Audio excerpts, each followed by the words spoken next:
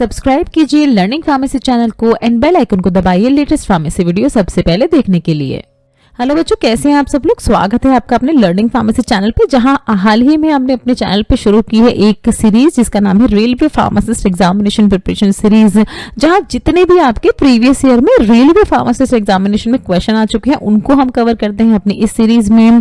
तो जो भी एक्सप्लेनेशन बच्चों आपको समझाई जाती है उस पर भी आप जरूर ध्यान दें, क्योंकि शॉर्ट क्वेश्चन ऐसे ही आने वाले हैं आपके जो इस साल आपका एग्जाम होगा रेलवे का। बहुत सारे बच्चों के मन में डाउट रहता है कि कब होगा रेलवे का एग्जामिनेशन। तो इसका जो ऑफिशियल देखिए नोटिफिकेशन है वो उन्होंने बताया है कि एग्जामिनेशन जो है इनका नोटिफिकेशन आउट होगा जुलाई से सितंबर के बीच में, और उसके बाद इसी साल इसके एग्जामिनेशन होंगे। तो अच्छा रहेगा कि अभी से आप इसकी प्रिपरेशन शुरू कर दें, और आपकी प्रिपरेशन में जैसे कि आपको पता है हम आपके साथ बने रहेंगे तब तक। तो इसी सीरीज में देखिए कुछ और क्वेश्चन सब कवर करेंगे। वीडियो स्टार्ट करने से पहले बच्चों, अगर अभी तक आपने चैनल को सब्सक्राइब नहीं किया तो प्लीज सब्सक्राइब जरूर कर ले। इसी तरह के बहुत यूजफुल कंटेंट हम आगे भी आपके लिए लेके आते रहेंगे।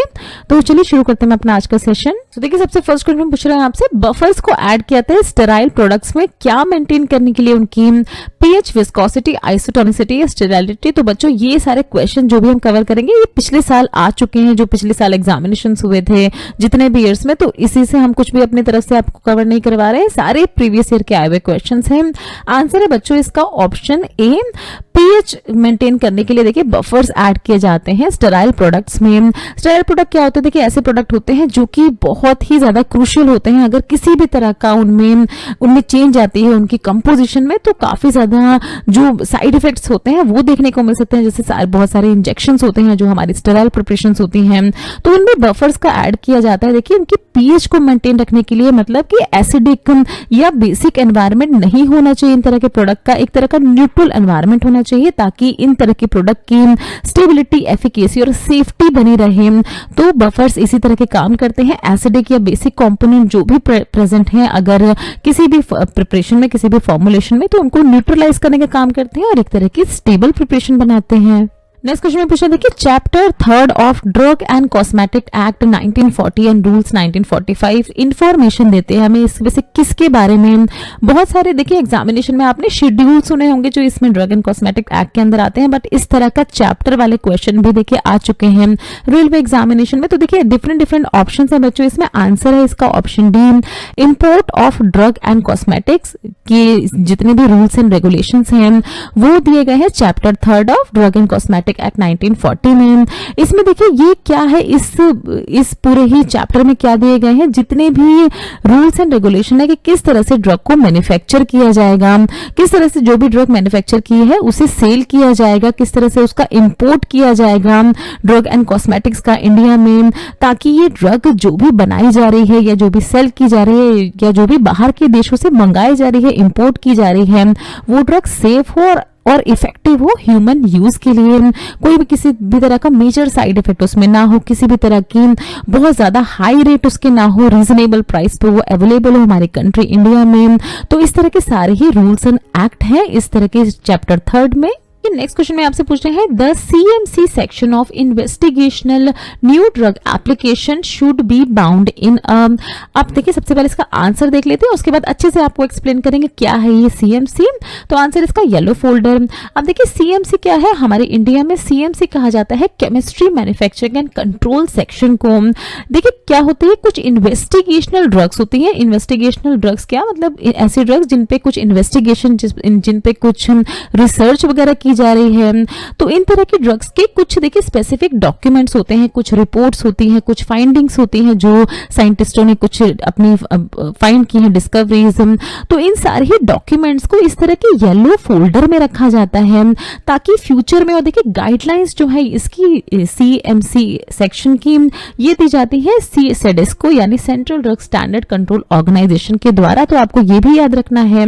अब इस तरह के येलो फोल्डर में रखने से क्या होता है कि जब रिसर्चर जो होते हैं फ्यूचर में अगर किसी भी तरह की इनको इन्फॉर्मेशन चाहिए इस तरह की इन्वेस्टिगेशनल ड्रग के बारे में, तो आसानी से ये फोल्डर, उनको पता है कि येलो फोल्डर में सारी ही इन्फॉर्मेशन रखी गई है इन्वेस्टिगेशनल ड्रग्स की, आराम से ये फोल्डर वो निकालते हैं, उसमें जो भी रिलेवेंट इन्फॉर्मेशन उनको चाहिए उनको आराम से मिल जाती है। तो इसीलिए इसको रखा जाता है देखिए सीएमसी सेक्शन वाली सारे ही डॉक्यूमेंट्स को येलो फोल्डर में। क्वेश्चन में पूछा देखिए इन HPLC while supplying mobile face, जब ये हाई परफॉर्मेंस लिक्विड क्रोमेटोग्राफी में जब मोबाइल फेस सप्लाई किया जा रहा होता है मैकेनिकल पंप की मदद से, तो किस डिवाइस का इस्तेमाल किया जाता है इन पल्सेस को स्मूथ करने के लिए।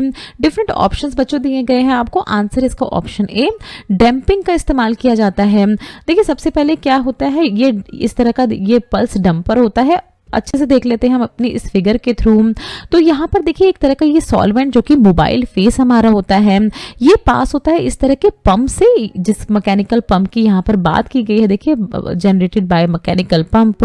अब इस पंप के थ्रू क्या होती है, पल्सेस जनरेट होती हैं, यहाँ से इंजेक्टर के थ्रू सैंपल को इंजेक्ट किया जाता है और उसके बाद ये सैंपल प्लस सॉल्वेंट पास होता है HPLC कॉलम से।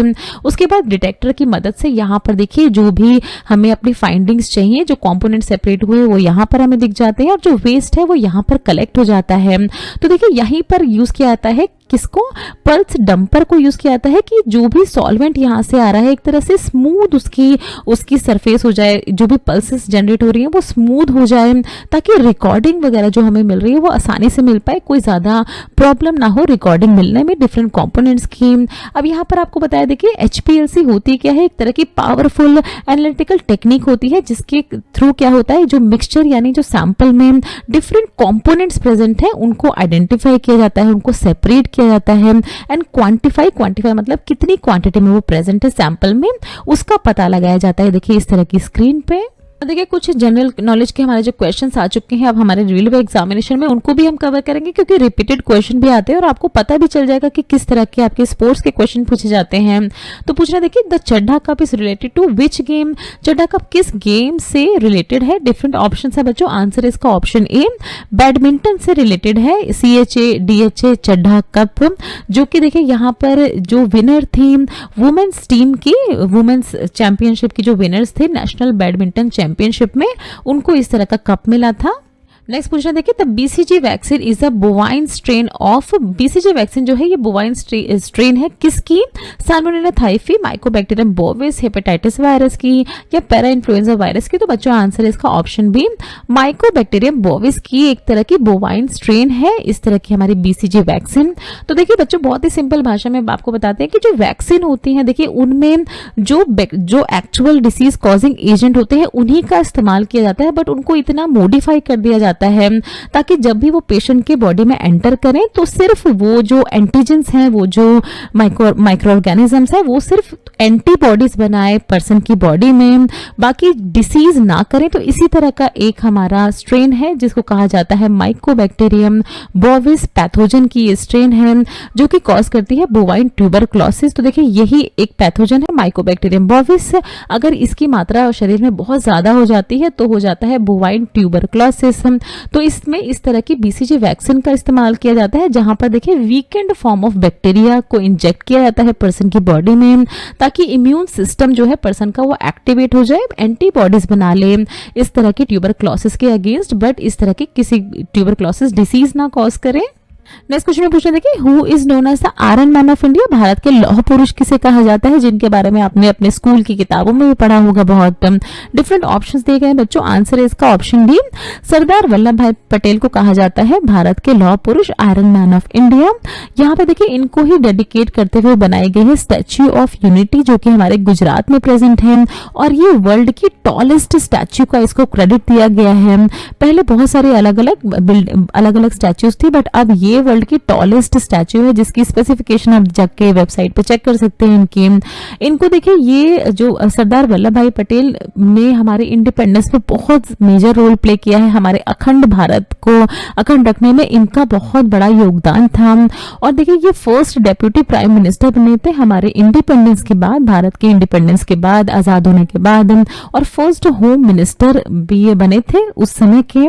और इनके इन्हीं एफर्ट्स के कारण इनको आयरन मैन की उपाधि दी गई थी, लौह पुरुष की उपाधि दी गई थी हमारे इंडिया में।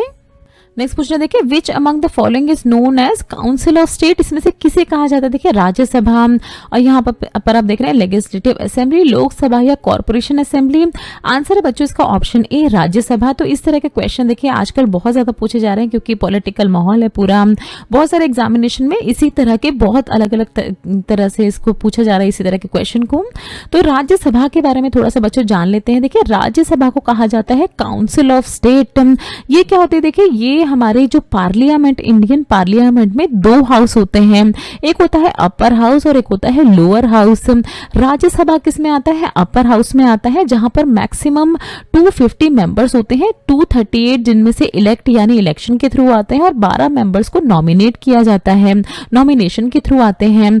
वही अगर हम बात करें लोकसभा की तो हाउस ऑफ पीपल इसे कहा जाता है।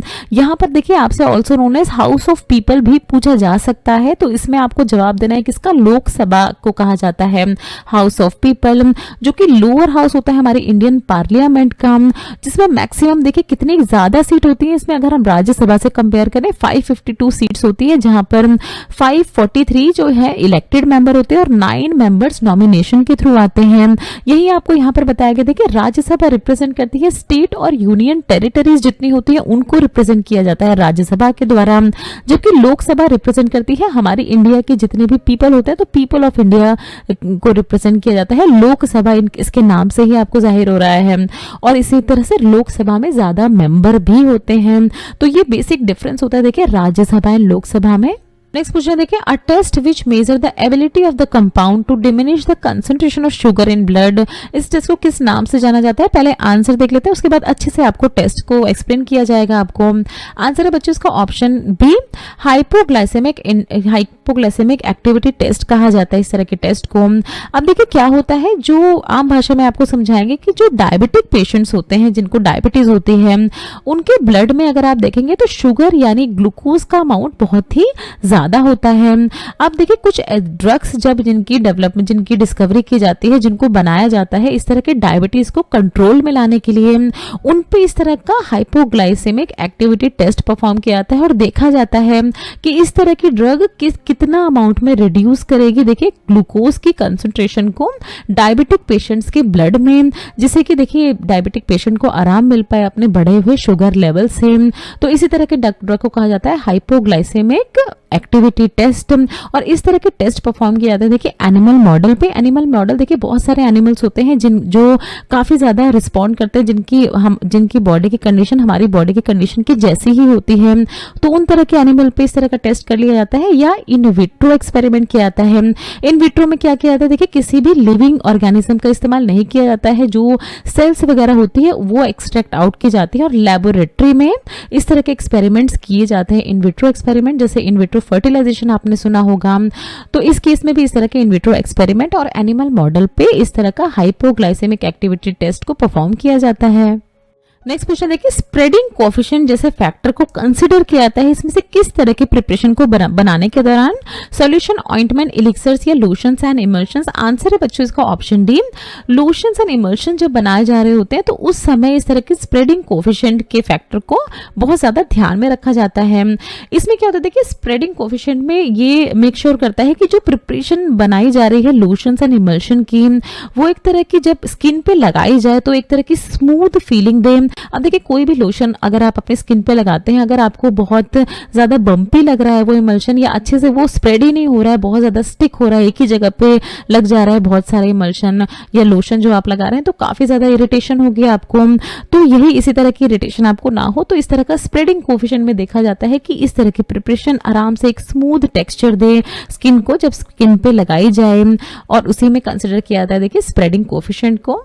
सो थैंक्स फॉर वॉचिंग बच्चों, आई होप आपको काफी कुछ सीखने को मिला होगा आज की इस वीडियो से। अगर वीडियो पसंद आए बच्चों तो प्लीज लाइक जरूर करें, चैनल को सब्सक्राइब जरूर करें, इसी तरह से हमें अपना सपोर्ट दिखाते रहें, हमें आपके सपोर्ट की बहुत ज्यादा जरूरत है बच्चों।